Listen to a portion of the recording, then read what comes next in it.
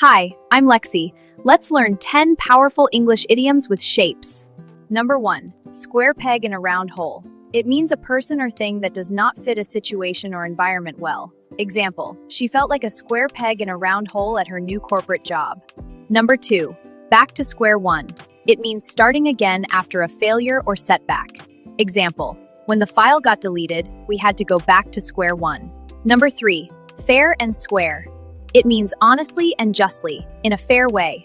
Example, he won the match fair and square. Number 4.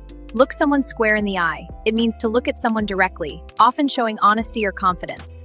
Example, she looked him square in the eye and told the truth. Number 5. Square meal. It means a proper, satisfying meal. Example, after the long hike, we were ready for a square meal.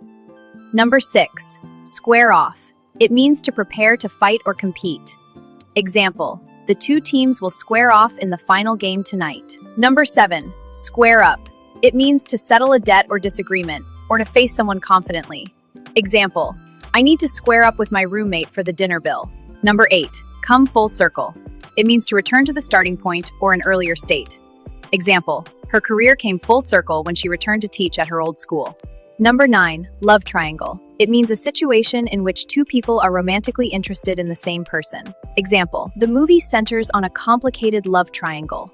Number 10. Go off at a tangent. It means to suddenly change topic or drift away from the main point. Example, during the meeting, he went off at a tangent and started talking about his vacation. All right, language legends, we just wrapped up our shape idiom adventure. If any of these idioms felt confusing, don't worry. Just rewatch the part and try using one in a comment. Subscribe to Lexicon Lane to learn more.